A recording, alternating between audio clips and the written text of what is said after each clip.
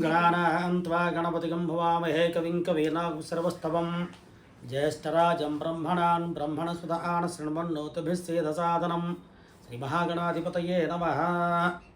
శ్రీ క్రోధినామ సంవత్సరంలో మిథున్ రాశి వాళ్ళకి ఫలితం ఎలా ఉంటుందో మనం తెలుసుకుందాం.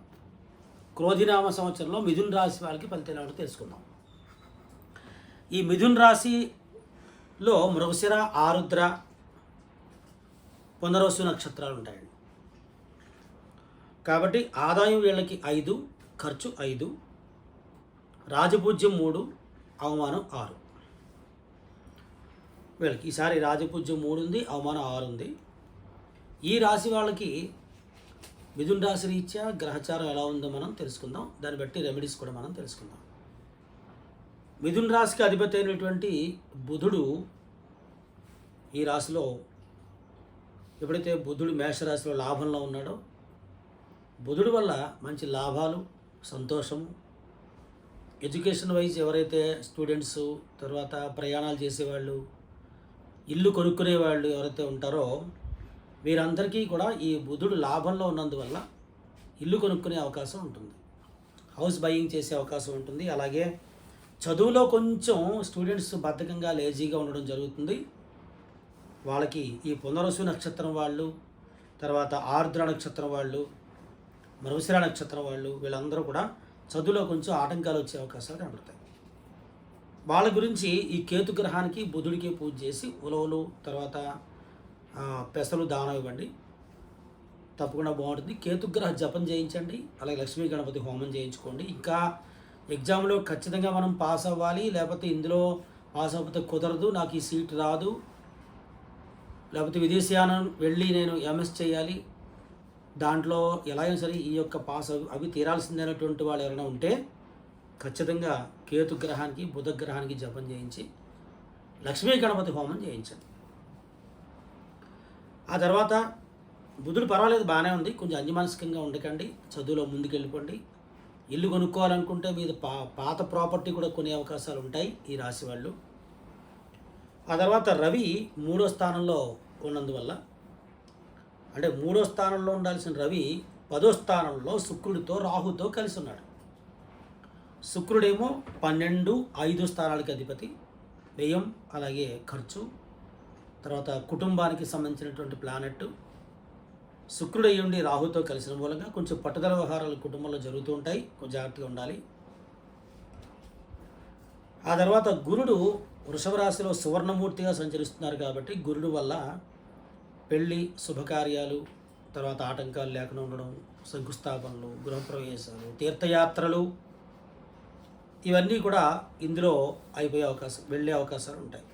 అంటే గురుడు వల్ల ఇబ్బందులు ఏమీ లేవు. మీకు మంచి వివాహం జరుగుతుంది, తర్వాత ఉద్యోగంలో ప్రమోషన్స్ వచ్చే అవకాశాలు ఉంటాయి, వ్యాపారంలో అభివృద్ధి చెందే అవకాశాలు ఉంటాయి, గౌరవాన్ని పొందే అవకాశాలు కూడా ఇందులో ఉంటాయి.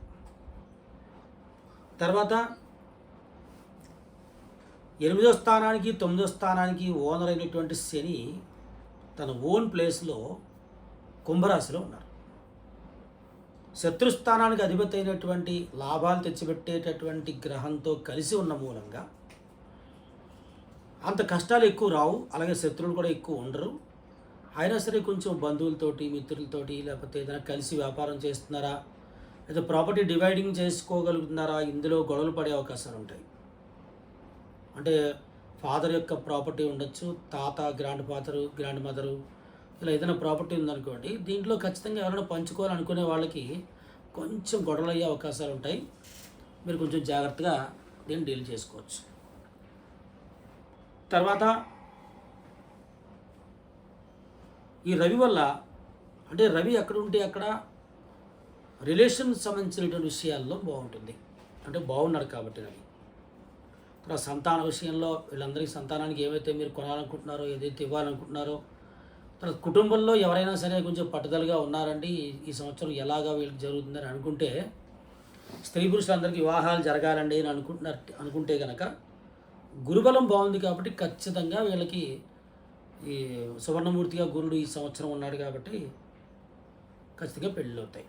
ఈ సంవత్సరం మొత్తం మీద శని లోహమూర్తిగా ఉన్నాడు కాబట్టి కొంచెం శని వల్ల తండ్రికి తర్వాత కుటుంబంలో ఉన్న వాళ్ళకి ఇబ్బందులు కలిగే అవకాశాలు ఉంటాయి. వాదించుకోవడం మానేయండి. రాహు వచ్చి 10వ స్థానంలో ఉన్నాడు కాబట్టి ఉద్యోగం చేసేవాళ్ళు ఎవరైనా ఉంటే దాంట్లో బదిలీలు అయ్యే అవకాశాలు ఉంటాయి.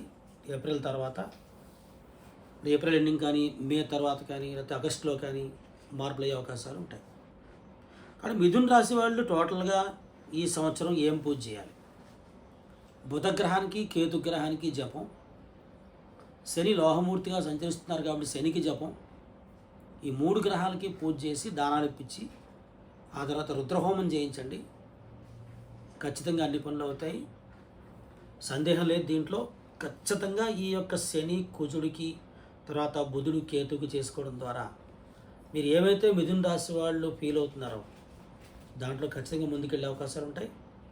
మీ పూజల గురించి కానీ, మీ జాతకాల గురించి కానీ, మీకు ఏదైనా సందేహ నివృత్తి ముహూర్తం పెట్టాలా, లేకపోతే గృహప్రవేశ ముహూర్తం చూడాలా, ఏదైనా సరే ఒక సందేహ నివృత్తి కోసం కూడా మాకు కాల్ చేయొచ్చు. ఒకవేళ జాతకం గురించి మీరు తెలుసుకోవాలనుకుంటే అపాయింట్మెంట్ తీసుకుని మా నెంబర్కి కాల్ చేసి, ఇక్కడ నెంబర్ ఉంటుంది, నెంబర్ కాల్ చేసి అపాయింట్మెంట్ బుక్ చేసుకోవచ్చు. ఆ తర్వాత మీరు నేరుగా నన్ను కలవచ్చు, అయితే ఫోన్లో చెప్పడం జరుగుతుంది. ఈ యొక్క ఎక్స్ట్రీమ్ ఆధ్యాత్మిక ఛానల్ని మీరు సబ్స్క్రైబ్ చేసి లైక్ చేయండి. మీ కామెంట్స్ ఏమైనా ఇందులో తెలియచెప్పండి, అందరికీ షేర్ చేయండి. శుభం భూయాత్.